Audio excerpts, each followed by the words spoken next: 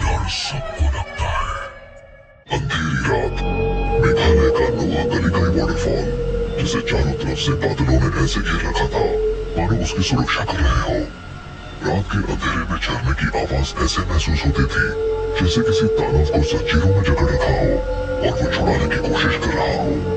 इसी बीच गांव की तरफ से एक शोर गूंजता हुआ झरने की तरफ आया। वो भीड़ एक लड़के के पीछे भाग रही थी जिसके हाथ में एक चाकू था। वो लड़का भागते भागते नोआ कलिकाई वाटरफॉल पर आकर रुका।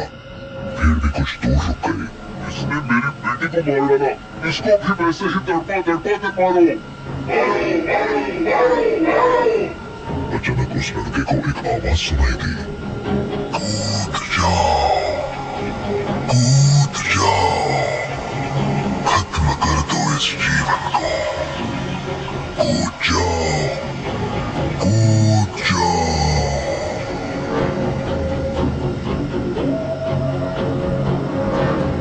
वो भूतिया झरना है, हम वहां नहीं आएंगे, इधर आजा चुपचाप। वो भीड़ क्या चिल्ला रही थी उस लड़के को कुछ सुनाई नहीं दे रहा था। उसको सिर्फ एक आवाज सुनाई दे रही थी, कूद जाओ, कूद जाओ, कूद जाओ, कूद जाओ। उस आवाज की इंटेंसिटी बढ़ती चली जा रही थी। कूद जाओ, कूद जाओ, कूद जाओ, कूद जाओ। आखिरकार वो लड़का कूद ही गया। हे भगवान, ये तो कूद गया। आज तक यहाँ कोई मरा नहीं था, आज ये मर गया। चलो वापस चलो, आज के बाद कभी कोई यहाँ लौटकर नहीं आएगा। वो सारी भीड़ अपने अपने घर को लौट गई। इस घटना के कुछ साल बाद मेघालय से लगभग 2000 किलोमीटर दूर दिल्ली में राजेश नाम का लड़का अपने माँ बाप को सोलो ट्रिप पर मेघालय जाने के लिए मना रहा था। Solo trip? मतलब अकेले जाएगा? तुझे हो क्या गया है राजेश? अरे माँ, सोलो ट्रिप का मतलब ये नहीं कि मैं सच में अकेला हूँ। आजकल ग्रुप ट्रिप होती है, ट्रैवल एजेंसी सब अरेंज करती है। तू हमें बेवकूफ समझता है क्या? पापा, मैं बच्चा नहीं हूँ और हम ग्रुप में जाएंगे जिसमें अजनबी लोग होंगे पर सबकी डेस्टिनेशन सेम होगी। फिर भी अजनबी लोगों के साथ कैसे भरोसा कर सकते हैं? माँ, हर कोई ट्रिप पर एंजॉय करने के लिए ही आता है। प्लीज मुझे रोकिए मत, मुझे जिंदगी में कुछ नया एक्सप्लोर करना है। काफी देर तक बहस के बाद राजेश ने अपनी माँ को गले लगाकर मना लिया। पिता थोड़े अनमने तो थे, लेकिन उन्होंने भी अनुमति दे दी।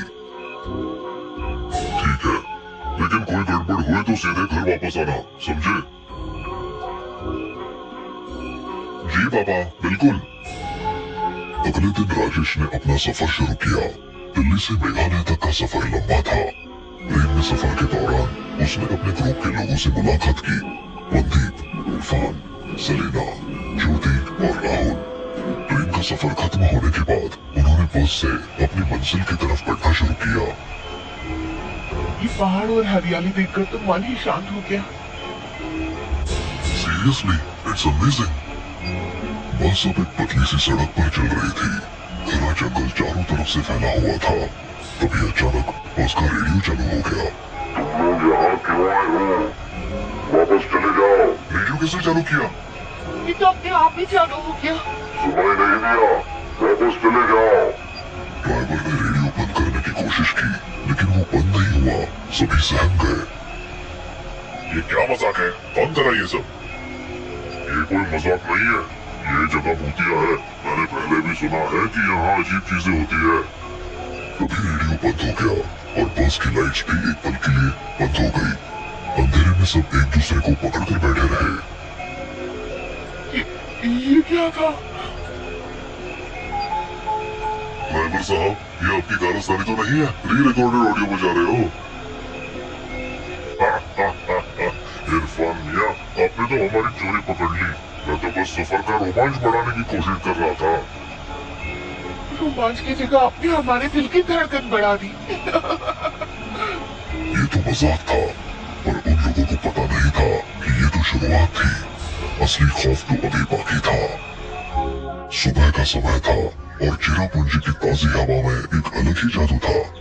बस से उतरते ही उनका स्वागत गाइड डेविड ने किया। आप लोग चेरापूंजी की असली खूबसूरती देखने आए हैं तो यकीन मानिए ये सफर आपको हमेशा याद रहेगा। लेकिन याद रखना, प्रकृति जितनी खूबसूरत है उतनी खतरनाक भी। आप तो शुरुआत में ही डरा रहे हैं। डरना मत, मैं साथ हूँ, चलिए चले। डेविड उन्हें एक एक जगह लेकर गया। हरियाली, अनगिनत झरने और लगातार गिरती बारिश ने उन सबको मंत्रमुग्ध कर दिया। बादलों के पीछे चलते हुए उन्हें ऐसा लग रहा था जैसे वो किसी जादुई दुनिया में आ गए हो। ये जगह तो सपना जैसी है, मैं यही रहना चाहती हूँ। यहाँ सिर्फ घूमने में मजा है, रहना मुश्किल है। हमेशा बारिश जो होती है। जो भी हो, ये सफर जिंदगी भर याद रहेगा।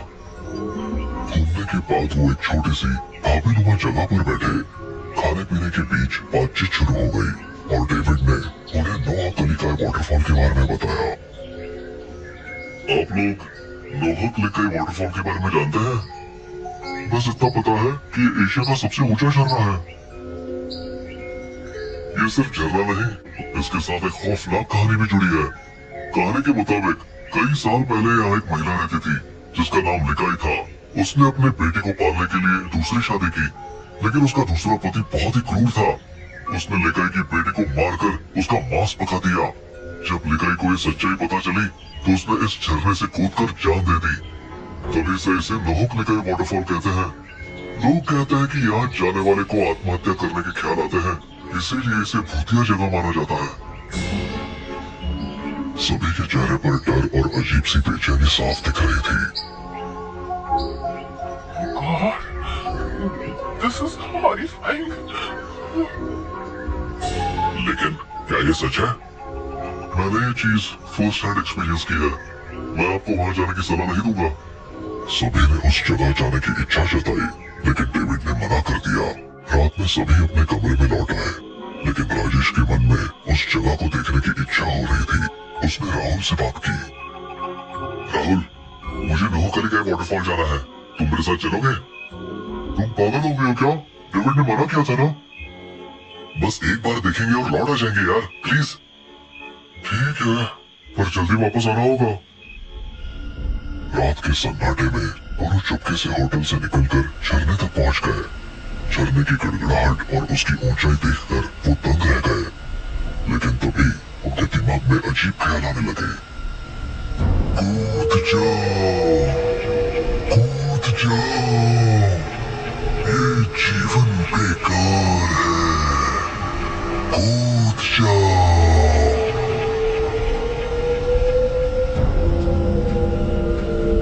राजेश, ये आवाज सुन रहे हो ना? हाँ, हमें यहाँ से निकलना चाहिए। राजेश ने वहां से हटने की कोशिश की, लेकिन राहुल वहीं रुक गया। राहुल, चलो यहाँ से। कूद जाओ, कूद जाओ, कूद जाओ। राहुल जैसे हिप्नोटाइज हो चुका था। राजेश ने उसे बार बार बुलाया, लेकिन राहुल ने झरने की तरफ कदम बढ़ा दिए और अचानक उसमें कूद गया। राजेश भौंचक्का रह गया। तरह सहमा राजेश होटल वापस भागा और सबको जगा कर ये बात बताई। सबने उसे बहुत डांटा और फटाफट झरने की ओर दौड़े। वहां पहुंचने पर उन्हें राहुल का जूता मिला। ये क्या हो गया? मैंने सुना था लेकिन यकीन नहीं था ये सच है। अभी सबके दिमाग में वही आवाज गूंजने लगी। कूद जाओ, कूद जाओ।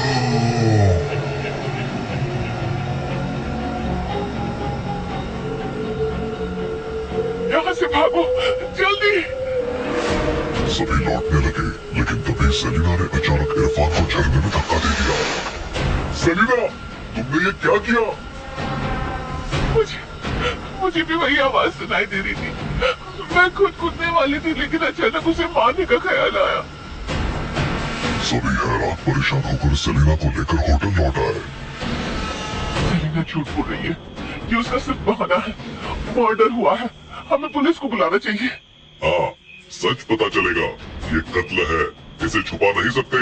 मैं सच कह रही हूँ, आवाज मेरे दिमाग में गूंज रही थी। मुझे नहीं पता चला मैंने क्या किया। रुकिए, आप लोग समझ नहीं रहे हैं। ये घटना अजीब है, पर मैंने पहले भी ऐसा सुना है। नोवाक्लिकाई वाटरफॉल के पास जाने वाले पहले सिर्फ खुद को नुकसान पहुंचाते थे, पर कुछ साल पहले एक लड़के ने गांव में किसी का खून कर दिया और भागकर वहीं जाकर खुदकुशी कर ली। तब से वहां जाने वालों को आत्महत्या के ख्याल के साथ साथ किसी और को भी मारने के विचार आते हैं। ये जगह अब खतरनाक हो चुकी है। ये सब अंधविश्वास जैसा लगता है। आप माने या न माने, लेकिन मैंने ये बात कई बार सुनी है। ये सब उस लड़के की आत्मा कर रही है। सभी के चेहरे पर डर का साया था। किसी ने सोचा नहीं था कि उनका सफर इस तरह एक पूरे सपने में बदल जाएगा। तभी ज्योति बोली, राजेश कहाँ? वो यहाँ नहीं दिख रहा। क्या वो फिर से झरने की तरफ गया है? नहीं, हमें उसे रोकना होगा। सभी घबराए हुए झरने की ओर भागे। वहां पहुंचकर उन्होंने देखा कि राजेश झरने के बिल्कुल किनारे पर खड़ा था और ऐसा लग रहा था जैसे वो किसी से बात कर रहा हो। राजेश, वहाँ से हटो। क्या कर रहे हो? यहाँ आओ। तभी राजेश के पास एक साया दिखाई दिया। साया कुछ पल के लिए रुका और फिर गायब हो गया। राजेश ने सिर घुमाकर उनकी ओर देखा और धीरे धीरे वापस आ गया। राजेश, वहाँ क्या हो रहा था? मुझे ऐसा लग रहा था जैसे जैसे कोई मुझसे बात कर रहा हो। वो कह रहा था कि मैं यहाँ से मत जाऊं। वो मुझे रोक रहा था। सभी ने घबरा कर राजेश को वहाँ से दूर किया और वापस लौटे। और उन सब ने फैसला किया कि अब उन्हें दिल्ली लौट जाना चाहिए। बस चल पड़ी। धीरे धीरे लंबे सफर और मानसिक थकावट के चलते सभी सो गए। लेकिन रात के अंधेरे में राजेश अचानक उठ गया। उसकी आंखें लाल थी और उसमें कोई इमोशन नहीं थे। वो अपनी जेब से एक चाकू निकालकर धीरे धीरे अपने साथियों की तरफ बढ़ा। तुम सबको जाना होगा, तुम सबको जाना होगा।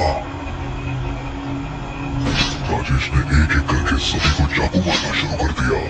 उनकी चीखें सुनने वाला ड्राइवर के सिवा कोई नहीं था। ये लड़का पागल हो चुका है। ये आत्मा का खेल है। इसे रोकने का एक ही तरीका है। राजेश जब ड्राइवर की तरफ बढ़ा तो ड्राइवर ने बस को रोकने की बजाय तेज रफ्तार से चलाते हुए उसे सीधा खाई में गिरा दिया। बस एक जोरदार धमाके के साथ नीचे गिरी और पल भर में आग की लपटों में गिर गई। राजेश, ड्राइवर और बाकी सभी की मौत हो गई।